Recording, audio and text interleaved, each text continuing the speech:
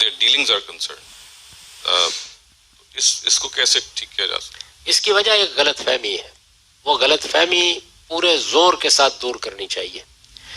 اس کے لیے گفتگو بھی کریں, بات بھی کریں, لوگوں کو بتائیں بھی. جس دن وہ غلط فہمی دور ہو گئی مسلمانوں کا ایک بڑی تبدیلی آ جائے گی.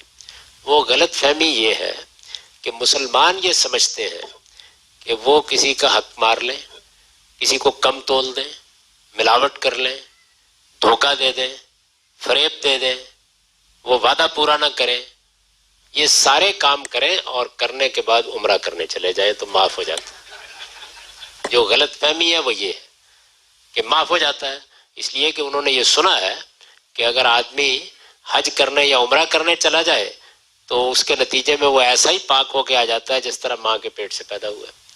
اسی طرح ان کو بتایا جاتا ہے کہ رمضان کے مہینے میں اگر آپ نے رمضان کے روزے بہت اچھے طریقے سے رکھے ہیں تو غفر لہ ما تقدم من ذنبہ, سب گناہ معاف ہو جائیں گے.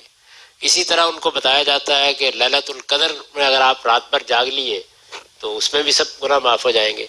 تو یہ غلط فہمی دور کر لیں کہ جو گناہ حج سے, عمرے سے, روزے سے معاف ہوتے ہیں وہ خدا سے متعلق گناہ ہے. بندوں سے متعلق کوئی گناہ معاف نہیں ہوتا. یہ غلط فہمی دور کر لیں. خدا سے متعلق گناہ کیا ہوتے ہیں؟ کوئی نماز رہ گئی, کوئی روزہ رہ گیا, یعنی وہ معاملات جو اللہ اور بندے کے تعلق سے ہیں. تو اللہ رحیم و کریم اور شفیق ہیں, وہ ان گناہوں کو اس ذریعے سے معاف کرتے رہتے ہیں. یعنی وہ بشارت دیتے ہیں کہ اچھا نمازیں چھوٹ گئی تھیں, کوئی روزے چھوٹ گئے تھے, کوئی اور غلطی ہوئی تھی تو عمرہ کرنے جاؤ گے معاف کر دوں گا, حج کرنے جاؤ گے معاف کر دوں گا, رمضان کے روزے رکھ لو گے معاف کر دوں گا, ایک جمعے سے دوسرے جمعے تک اللہ سے استغفار کرو گے معاف کر دوں گا.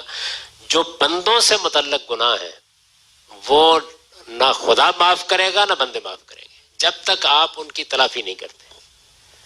تو یہ میں بڑی اچھی طرح آپ کو بتانا چاہتا ہوں کہ جب بھی انسانوں سے کوئی معاملہ آپ کو کرنا ہو تو یہ سمجھ لیجئے کہ اگر حق تلفی کی ہے, اگر کسی کی جان مال آبرو کے خلاف زیادتی کر دی ہے, اگر ملاوٹ کی ہے, اگر جھوٹ بولا ہے, اگر پابندی اوقات میں خرابی پیدا کی ہے, اگر کہیں ملازمت کرتے اس کا حق ادا نہیں کیا, تو یہ بندوں سے متعلق گناہ ہے.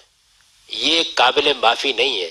یہ نہ عمرے سے معاف ہوتے ہیں, نہ حج سے معاف ہوتے ہیں, نہ روزے سے معاف ہوتے ہیں.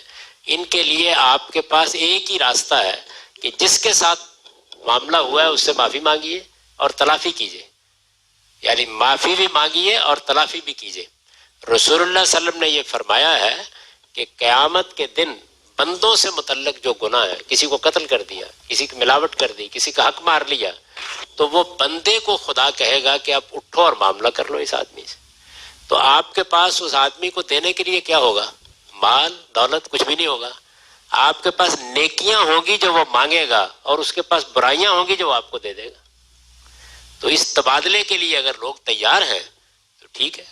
تو مسلمانوں کو یہ معلوم ہونا چاہیے کہ عبادات کا تعلق خدا کے معاملے سے ہے, باقی کسی گناہ کی معافی کا عبادات سے کوئی امکان نہیں.